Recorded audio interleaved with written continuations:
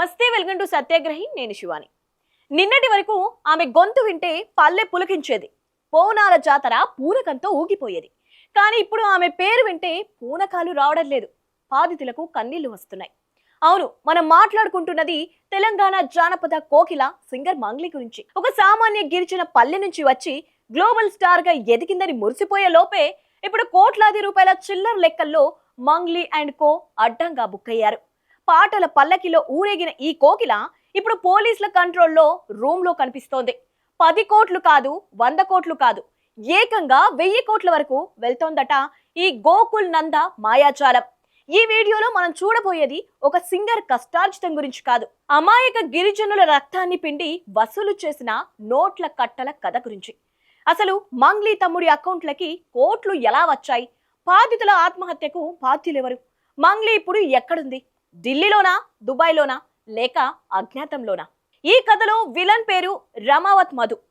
గోకుల్ నంద infra India private limited అనే పేరుతో ఒక మైక్రో ఫైనాన్స్ కంపెనీ పెట్టి, మీరు రూపాయి పెడితే మేము రూపాయిన్నర ఇస్తాం, 2 రూపాయలు ఇస్తాం అని గిరిజన తండాల్లోని అమాయకులను ఊరించాడు. నల్గొండ జిల్లా పిఏపల్లి మండలంలోని తండాలో ఈ వేట మొదలైంది. రైతులు తమ కష్టార్జితాన్ని, ఆడబిడ్డల బంగారాన్ని, ఆఖరికి పొలాలను ప్రైవేట్ బ్యాంకుల్లో తాకట్టు పెట్టి మరీ మధు చేతిలో పెట్టారు. ఎందుకంటే అక్కడ మధు వెనక ఉన్నది సాదాసీదా వ్యక్తి కాదు, కోట్లాది మంది అభిమానించే సింగర్ మంగ్లీ. బాధితులు చెబుతున్న మాట ఒక్కటే, మేము మధుని చూసి కాదు, మంగ్లీ మొహాన్ని చూసి డబ్బులు ఇచ్చాం. ఇక్కడ పెద్ద జోక్ ఏంటంటే, కేవలం గిరిజనులే కాదు, ప్రభుత్వ ఉద్యోగులు, పోలీస్ అధికారులు, రాజకీయ నాయకులు కూడా ఈ అధిక వడ్డీ ఆశలో పడి లక్షల రూపాయలు సమర్పించుకున్నారు. ఇప్పుడు నోరు విప్పితే ఎక్కడ ఏసీబీ వాళ్ళు వస్తారో అని, పరువు పోతోందనో లోపల కుమిలిపోతున్నారు. ఎప్పుడైతే ఈ కేసు పంజగుట్ట పోలీస్ స్టేషన్ కు చేరిందో, మంగ్లీ అప్పటి వరకు లేని ఆవేదనతో మీడియా ముందుకు వచ్చారు.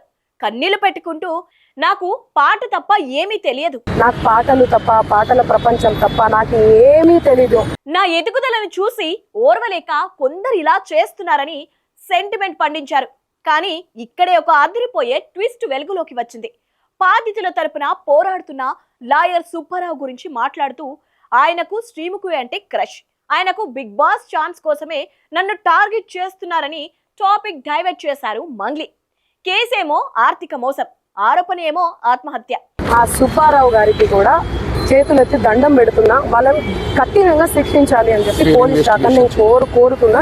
మీరేమో అక్కడ ఎవరో లాయర్ గారి క్లస్టర్ గురించి బిగ్ బాస్ ముచ్చట్లు చెప్తారా? ఇది పక్కా డైవర్షన్ పాలిటిక్స్ కదా అని జనం ముక్కున వేలేసుకుంటున్నారు. ప్రశ్నలు ఎదురైతే సమాధానం ఇవేనా? మధు అనే వ్యక్తి మీకు తెలియదు అన్నారు. మరి మీ ఇంట్లో, మీ తోటలో ఆయనతో దిగిన ఫోటోలు ఎక్కడి నుంచి వచ్చాయి? మీ తమ్ముడు శివ చౌహాన్ అకౌంట్లోకి మధు 3 సార్లు భారీ మొత్తంలో డబ్బులు ఎందుకు బదిలీ చేశాడు?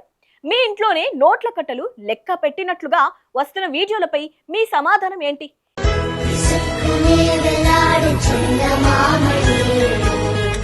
ఈ స్కామ్ కేవలం డబ్బులతో ఆగిపోలేదు, మనుషుల ప్రాణాలు తీస్తోంది.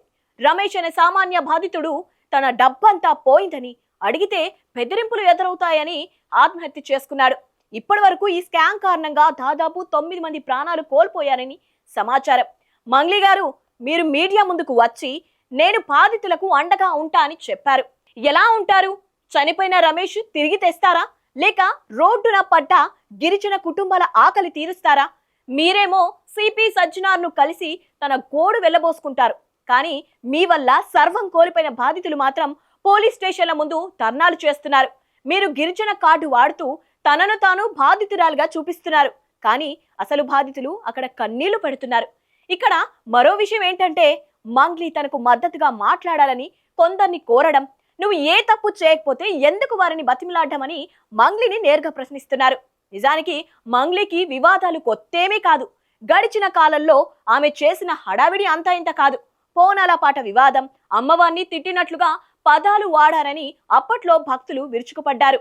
డ్రగ్స్ పార్టీ రూమర్స్, గతంలో ఒక బర్త్డే పార్టీలో డ్రగ్స్ వాడారనే ఆరోపణలు, పోలీసుల శాంపిల్స్ కలకలం, సర్గే చినర్ పాట, కన్నడ సినిమాల్లోని ఆ పాటల్లో పదాలు మరీ అశ్లీలంగా ఉన్నాయని కేసు నమోదైతే క్షమాపణలు చెప్పి పాటను బ్యాన్ చేయించారు. కాపీ ఆరోపణలు, పల్లె ప్రజల ఒరిజినల్ జానపదాలను వాడుకొని ఆ కళాకారులకు కనీసం క్రెడిట్ కూడా ఇవ్వలేదనే విమర్శలు ఎప్పుడూ ఉండేవే.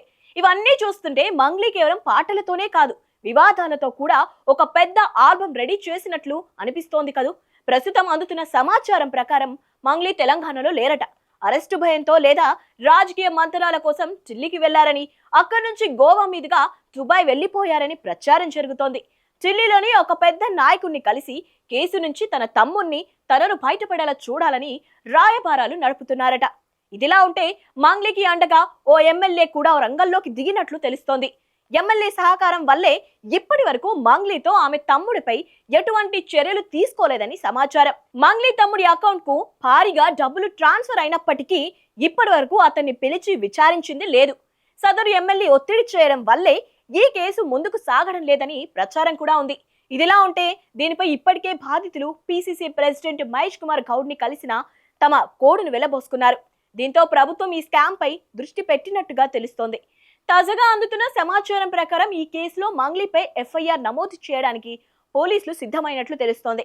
శివ చౌహాన్ అకౌంట్ల హిస్టరీ బయటకు వస్తే ఈ కథ ఎక్కడికి చేరుతుందో అందరికీ తెలుసు.